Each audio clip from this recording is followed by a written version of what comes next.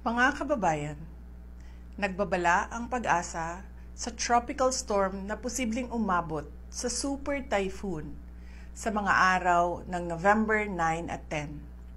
Ang bagyong Uwan ay sinasabing posibleng dumaan sa Central o Northern Luzon. Ang pinakamataas na babalang itataas para kay Uwan ay ang signal number 5. Ang signal number 5 ay nagpapahiwatig ng mga hangin na umaabot sa 185 kilometers per hour o mas mataas pa. Ito ang mga panganib at epekto ng super typhoon. Matinding malakas na hangin.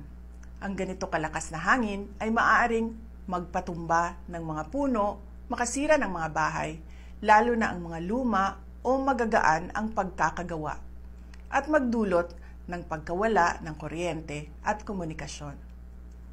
Pangalawa, malakas na ulan, pagbaha at pagguho ng lupa. Malakas na ulan ang inaasahan, lalo na sa gabi at sa araw ng paglapag ng bagyo. Maaring magdulot ito ng pagbaha sa mga ilog at lungsod at pagguho ng lupa sa mga burol at kabundukan. Pangatlo, storm surge. Para sa mga pamayanang nakaharap sa dagat, malaking panganib ang storm surge at malalaking alon. Ibig sabihin, ang tubig dagat ay maaring umabot sa loob ng kalupaan, magdulot ng pagbaha at pagguho ng dalampasigan.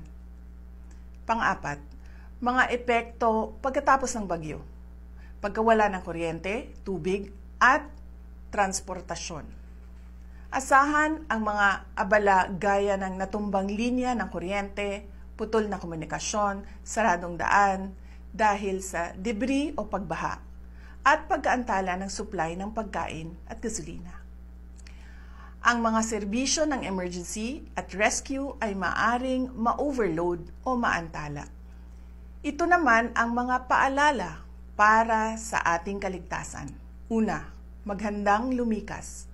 Kung ikaw ay nakatira sa mapanganib na lugar o high-risk area tulad ng baybaying dagat, madaling bahain o madaling gumuho ang lupa, maghanda sa paglikas kapag inutos na ng mga otoridad.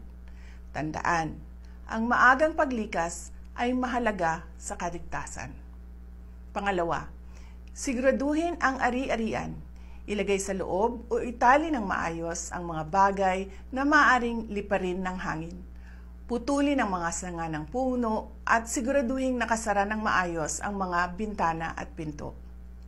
Pangatlo, maghanda ng mga supply at ilagay sa loob ng waterproof bag. Magtabi ng pagkain, tubig, gamot, baterya, flashlight para sa hindi bababa ng 3 araw. I-full charge ang mga cellphone at power bank. Pang-apat, iwasan ang pagbiyahe, lalo na pagkatapos tumama ng bagyo. Maaring sarado ang mga daan at kanselado ang mga biyahe. Delikado ang pagguho ng lupa at pagkahulog ng mga puno. Panglima, lumayo sa baybayin, lalo na habang tumatama ang bagyo. Ang storm surge at malalaking alon ay maaaring nakamamatay. Pang-anim, magkaroon ng plano sa komunikasyon. Alamin kung saan magkikita ang pamilya kung magkawalaan sa paglikas. Pang-7, pag-iingat pagkatapos ng bagyo. Mag-ingat sa mga natumbang linya ng kuryente, mahihinang istruktura ng gusali, kontaminadong tubig o madulas o maputik na daan, matapos ang malakas na ulan o pagbaha.